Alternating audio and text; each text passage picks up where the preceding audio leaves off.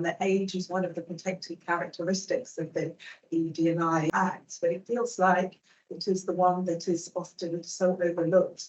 So, Tricia, just sort of thinking about, Juliet was starting to touch a little bit on there around some of the barriers that may be preventing women from being able to enter the world of work that they left behind, let alone even starting to thrive in the world of work they left behind.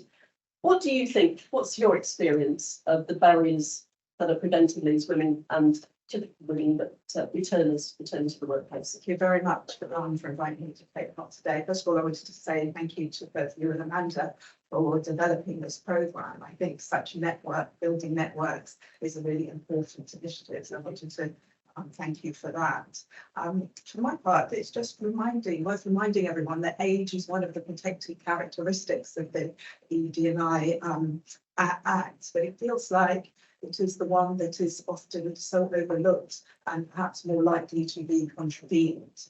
I think that strategies tend to focus on gender and race, and but somehow age is something that is just sort of, say, most people get away with just contravening it. I've spoken to, my background is marketing and communications, I've spoken to some of my own networks, and one colleague told me that while age doesn't come up in the conversations in going for jobs, that she's gone back and looked at who has got the job, and it looks like, you know, a younger, less experienced person would have got it. So that's an example that age is unspoken, and it's not being addressed or considered. I think certainly if you look at the positives, for women are more likely to be better educated. And just last week, there was a chart doing the rounds where it was showing that there were 100,000 more women doing university degrees than men at the moment. So women are going to be much better educated,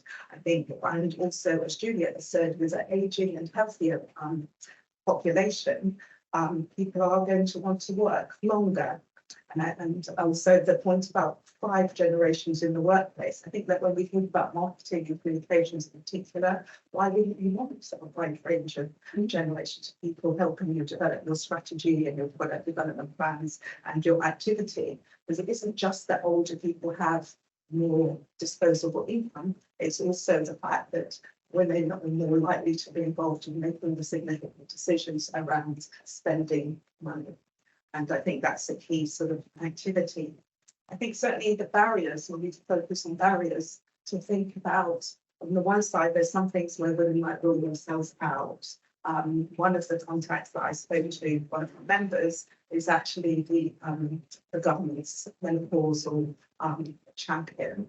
And in the conversation with her, she was talking through how often women find it really difficult during the menopause phase to be back in the workplace, psychologically, physically, the impact of that, and also when we consider caring responsibilities, whether it's younger children or elderly parents. On top of that, perhaps the workplace is one more thing that people might self-select or leave themselves out, which will be a huge shame.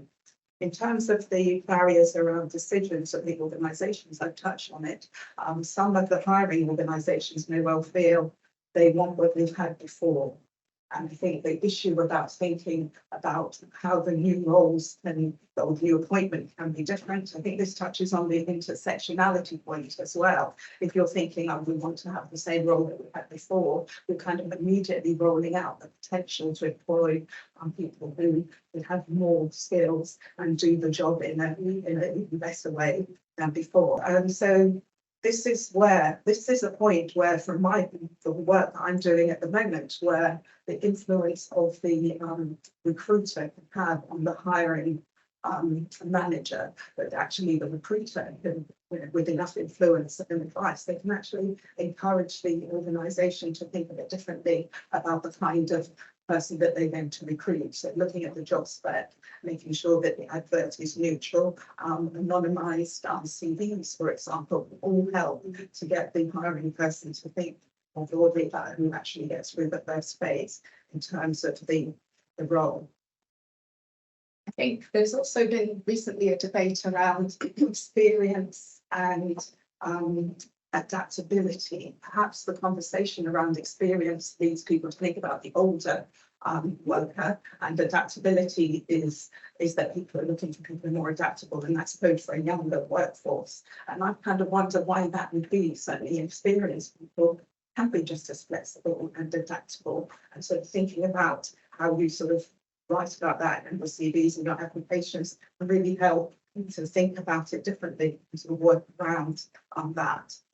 I think overall, to try and be in a more positive place about work, post-pandemic and Brexit, it's worth remembering that there are fewer people in the UK workforce than previously. So that is an opportunity for organisations to think a bit harder about the people who are out there. Why not just think about a job that you might offer as a full-time role? Sort of, can it be advertised to be flexible?